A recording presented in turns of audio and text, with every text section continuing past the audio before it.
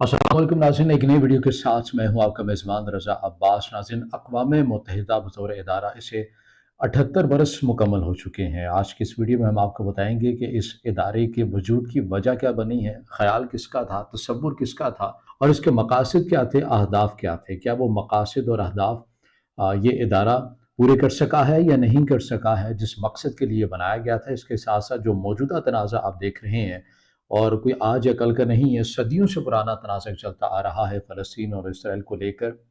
इस तनाज़े के अंदर किस तरह से अक़वाम मुत्तहिदा का किरदार रहा है और क्या किरदार रहा है, इस तमाम सूरत-ए-हाल के ऊपर आज की इस वीडियो में हम बात करेंगे। सबसे पहले ये जान लीजिए कि अक़वाम मुत्तहिदा बतौर इदारा या ऐसा इदारा तश्कील होना चाहिए, ये अमरीकी सदर रूज़वेल्ट का ये एक तसव्वुर था।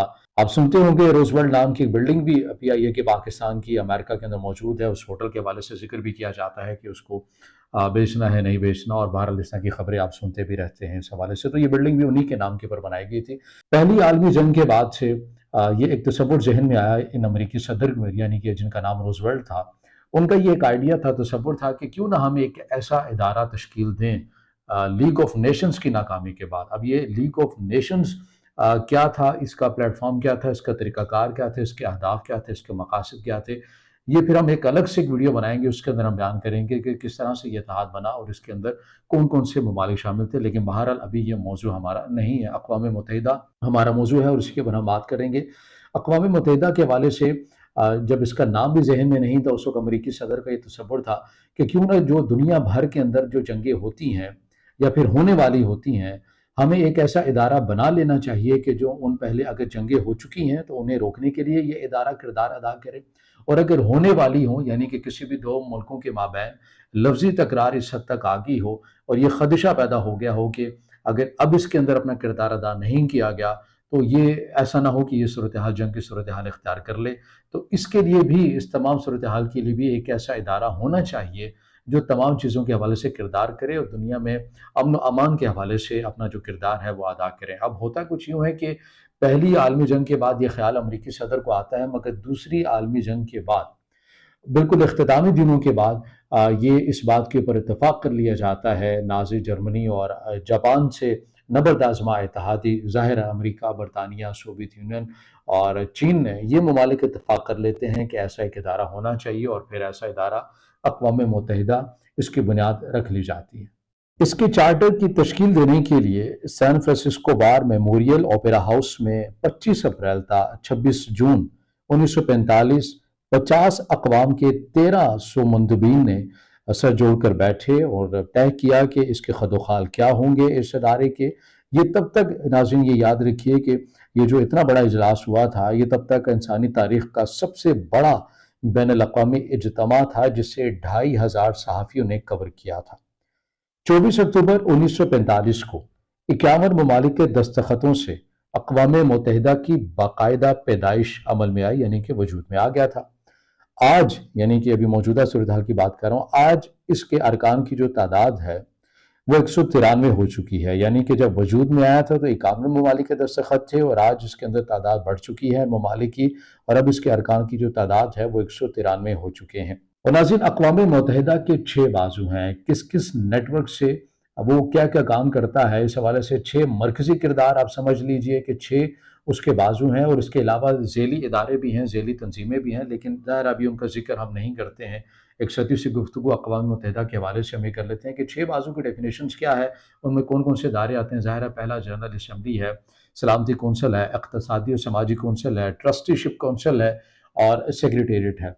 अच्छा, अब सेक्रेटेरिएट के हवाले से मैं बताता चलूँ, ये अक़वाम मुत्तहिदा के दिमाग का काम करता है, यानी कि यहाँ पर तमाम ब्यूरोक्रेसी, इसके अफसरान, हुकाम बाला सारे यहाँ पर बैठते हैं। अक़वाम मुत्तहिदा ने कैसे काम करना है, विज़न क्या होगी, पॉलिसी क्या होगी, ये तमाम चीज़ें इसी इदारे के अंदर, आप ये कह लें कि इसी ब्रांच के अंदर, इसी शाख के अंदर जो है वो काम चल रहा होता है।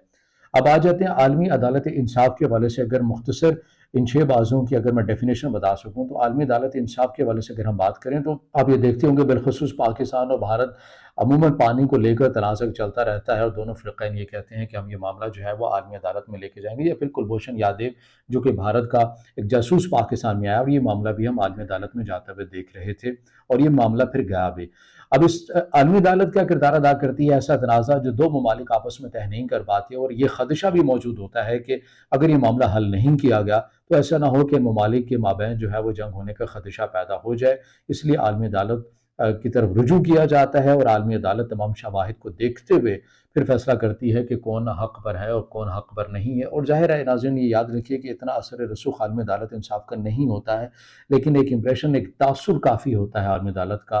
अगर किसी मुल्क के ख़िलाफ़ वो फैसला आ जाए तो उसके अगेंस्ट आलमी सतह के ऊपर एक प्रेशर बन जाता है, फिर उसको मजबूरन उस फैसले को तस्लीम भी करना पड़ता है। अब इसके अंदर एक बड़ी दिलचस्प बात जो इसका एक अहम बाजू समझा जाता है ट्रस्टीशिप कौंसिल है।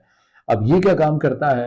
ये ज़ाहिर अक़वाम मुत्तहिदा जब ये इदारा वजूद में आया तो उस वक्त नौ आबादियाती निज़ाम जो है वो अरूज पर था और उस वक्त जो गैर आज़ाद ख़ित्ते थे वहाँ का हल अक़वाम मुत्तहिदा यानी कि ये इदारा ये निकालता था कि कोई भी रुकन ममालिक अक़वाम मुत्तहिदा का रुकन ममालिक उस ख़ित्ते को उस रुकन ममालिक के हवाले कर दिया जाता था। फ़लस्तीन उस वक्त गैर आज़ाद ख़ित्ता तस्वुर किया जाता था और अक़वाम मुत्तहिदा ने बरतानिया में जो है इसको एक ज़ामिन के तौर पर ये रुकन ममालिक चूँकि अक़वाम मुत्तहिदा का था बरतानिया, तो एक ज़ामिन के तौर के ऊपर फ़लस्तीन की नुमाइंदगी जो है वो बरतानिया को दे दी जाती है। मकसद क्या होता है? मकसद ये होना होता है कि बरतानिया जो है वो आज़ाद फ़लस्तीन की बुनियादें जो हैं वो उसको रखे, मगर होता क्या है?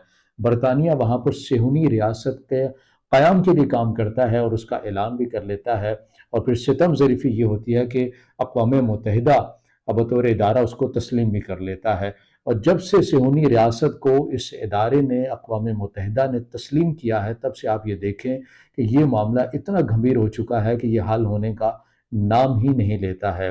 यानी एक ऐसा इदारा बनाना था जिसका मकसद ये था कि आलमी तनाज़ात को ख़त्म करना था। अगर कहीं पर जंग होने वाली है तो पहले ही अपने किरदार को अदा करके उस जंग को रुकवाना है और अगर जंग हो गई है तो उस सूरत में भी अमन व अमान को यकीनी बनाना है। मगर अक़वाम मुत्तहिदा ने फ़लस्तीन और इसराइल के तनाज़े की जो बुनियादें हैं इसराइल को तस्लीम करके, सेहूनी रियासत को तस्लीम करके ख़ुद ही रखी हैं और अब अक़वाम मुत्तहिदा कहता है कि दो रियासती हल ये नहीं होगा। चूँकि अक़वाम मुत्तहिदा बतौर इदारा किस हद तक फ़आल रहा है, इस हवाले से बताऊँ तो ये बातें ही अमूमन चलती रहती हैं। अब ये देख लें कि अमेरिका ने जब अफ़गानिस्तान के ऊपर हमला करना था तो इस इदारे से पूछा नहीं गया था।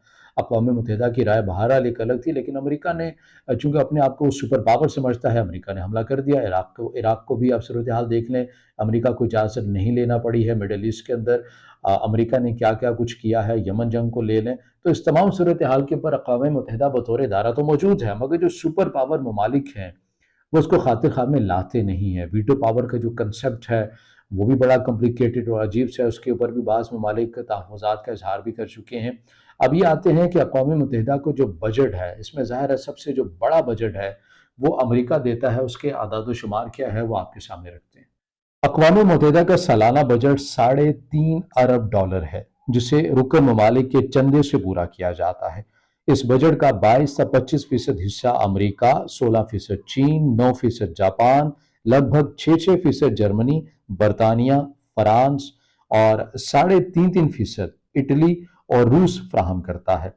बजट का 1/3 हिस्सा बैनुल-अक़वामी अमन मिशंस पर सर्फ हो जाता है। नाज़रीन, अक़वाम मुत्तहिदा बतौर इदारा इसके अंदर ज़ाहिर है बहुत सारी इस्लाहात होना ज़रूरी है और इसके तकरीबन अगर हम स्टाफ की बात करें तो 40,000 या 40,000 से ज़ायद का स्टाफ है इस इदारे के अंदर। और ये जितने ममालिक मैंने आपको बताए हैं और जिस हद तक इस इदारे का बजट है इसमें जो सबसे ज़्यादा चंदा देते हैं अमेरिका है या चीन है, उन्हें अमूमन इस हवाले से तहफ़्फ़ुज़ात भी रहते हैं कि आपने इतनी बड़ी तादाद रख ली है तो उसको बहरहाल कम भी किया जाए। लेकिन बतौर इदारा एक बहुत बड़ा इदारा इस ज़मीन के ऊपर अगर कोई मौजूद है तो अक़वाम मुत्तहिदा ही मौजूद है, मगर ज़ाहिर है उस हद तक ये फ़आल नहीं है जिस तरह से होना चाहिए और इसके अंदर मज़ीद इस्लाहात की गुंजाइश भी मौजूद है।